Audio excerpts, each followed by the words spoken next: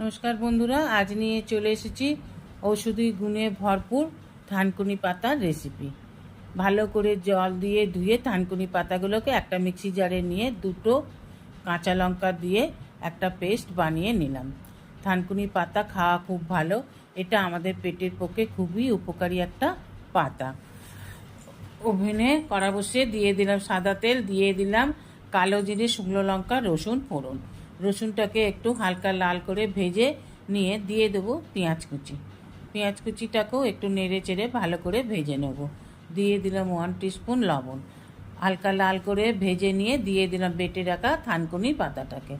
ভালোভাবে নেড়ে চেড়ে যখন থানকুনি পাতার জলটা একেবারে শুকিয়ে আসবে তখন নামিয়ে নিতে হবে। এইবার নামিয়ে নেব। এর সবুজ যে রঙটা সেটা এইরকমই সম্পূর্ণ থাকবে। এবার নামিয়ে নিয়ে গরম ভাতের সাথে পরিবেশন করুন।